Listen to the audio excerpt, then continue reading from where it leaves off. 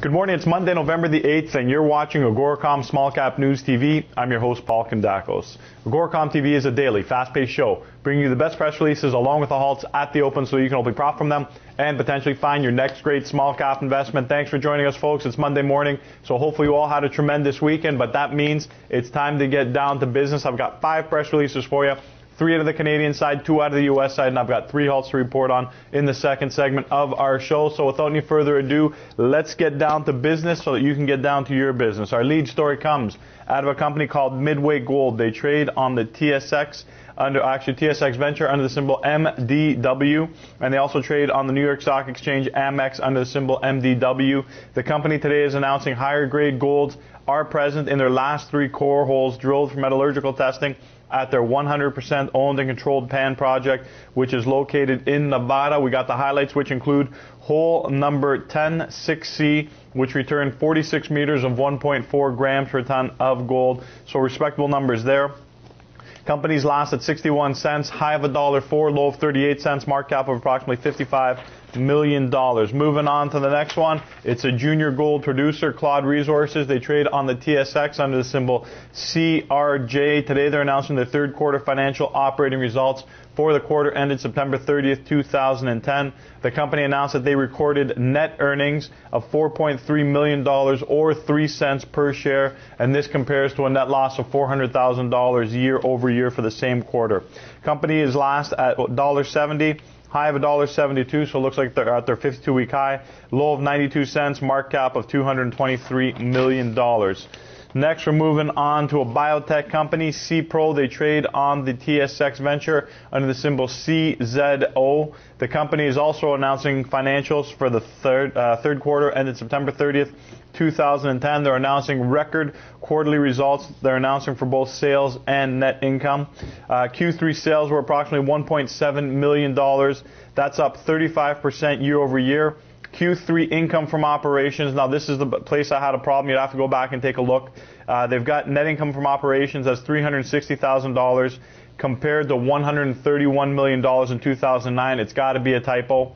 And they've got Q3 net income of $115,000 compared to a net loss of $4,000 in 2009.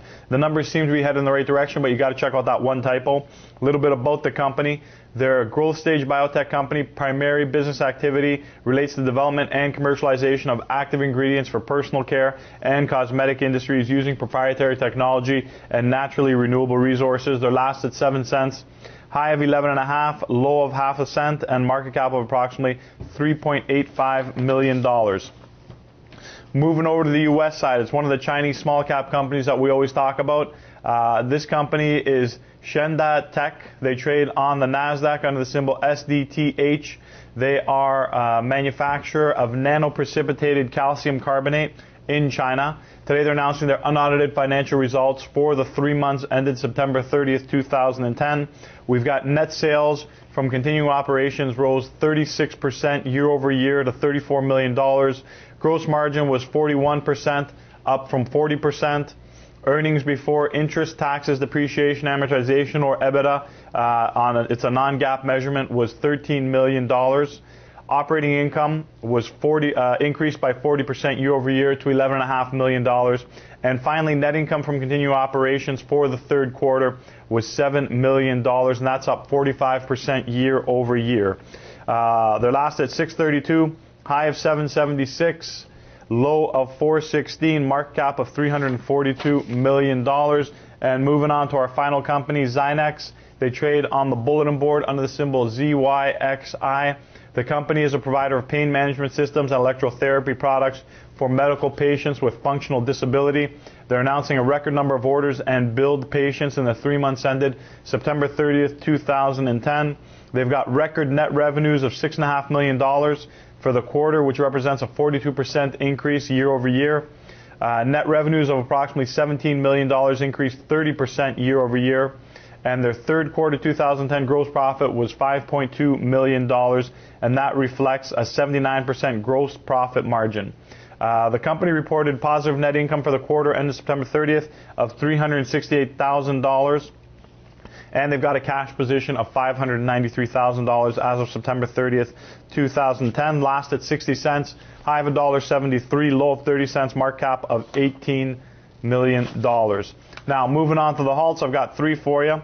Stratic Energy Corp on the venture under the symbol SE, halted pending delist. We've got Drift Lake Resources on the venture, DLA, halted pending news. And we've got Baffin Island Iron Mines Corporation on the TSX under the symbol BIM, halted pending news. That's a wrap for today's show. Thanks for joining us. Have a tremendous day, and please join us again here tomorrow. We've got more great press releases and halts at the open for you.